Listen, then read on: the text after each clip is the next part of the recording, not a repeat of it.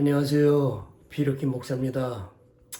오늘은 창세기에서 시작되어 성경 전체를 관통하는 매우 중요한 진리를 함께 살펴보려고 합니다.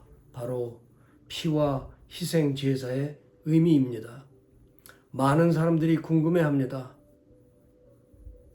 왜 성경에는 피 흘리는 희생 제사에 대한 말씀이 그렇게 많이 나오는가 하고요. 왜 하나님께서는 피를 요구하셨을까요? 이 질문에 답하기 위해서는 먼저 죄가 얼마나 심각한 것인지를 이해해야 합니다. 아담과 하와가 하나님께 불순종하여 죄를 범했을 때 죽음이 세상에 들어왔습니다. 죄는 언제나 하나님과의 단절을 가져옵니다. 그리고 죄의 결과는 죽음입니다.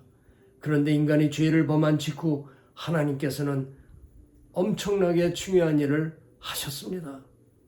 하나님은 아담과 하와를 위해 가죽옷을 만들어 입히셨습니다. 가죽옷이 만들어지기 위해서는 한 생명이 죽어야 했습니다. 피가 흘려져야 했습니다. 죄 없는 생명이 죄인인 인간의 수치를 가려준 것이지요. 여기서부터 하나님께서는 장차 이루실 구원의 그림을 보여주기 시작하셨던 것입니다. 성경은 레위기 17장 11절에서 생명이 피에 있다고 분명히 말씀하십니다. 하나님께서는 처음부터 인간에게 죄를 그냥 지나칠 수 없다는 사실을 가르쳐 주셨습니다. 죄에는 대가가 따릅니다. 죄는 반드시 심판을 받아야 하는 것이 처음부터 세우신 하나님의 법칙일진데 그 죄를 대신할 희생이 필요한 것입니다. 성경을 계속 읽어보면 희생 제사가 반복해서 등장합니다. 아벨은 하나님께서 받으시는 제사를 드렸고, 노아는 홍수 위에 제단을 쌓고 제사를 드렸었고, 아브라함은 이삭을 제물로 바치라는 시험을 받았으며, 후에는 모세를 통해 이스라엘 백성에게 희생의 제사 제도가 율법으로 주어졌습니다. 그러나 이 모든 제사는 더 큰 희생을 가리키는 그림자에 불과했습니다. 짐승의 피는 인간의 죄를 완전히 없앨 수 없었고, 그것은 장차 오실 예수 그리스도를 가리키는 상징이었습니다. 예수님은 하나님의 어린 양으로 이 땅에 오셨습니다. 그리고 죄가 없으신 완전한 분으로 사셨을 뿐 아니라 스스로 십자가에서 세상의 모든 죄를 위하여 자신의 피를 흘리셨습니다.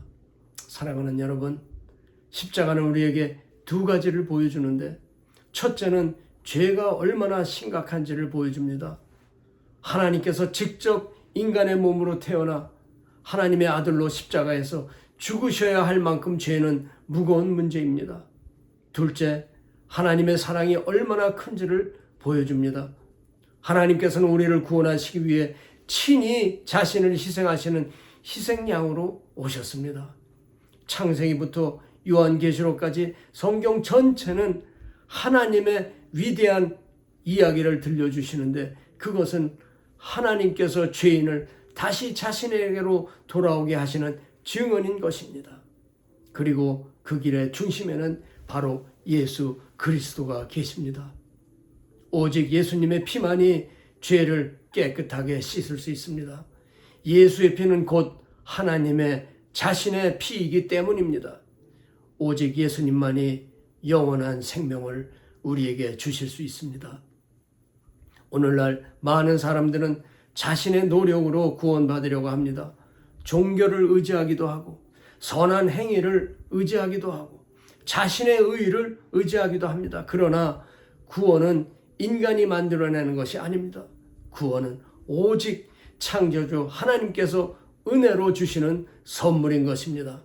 그래서 예수님께서는 말씀하십니다. 내가 곧 길이요 진리요 생명이니라고요.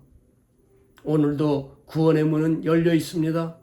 예수 그리스도의 보혈은 지금도 죄를 용서하시고 상한 삶을 회복시키시며 영혼을 구원하시는 능력이 있습니다.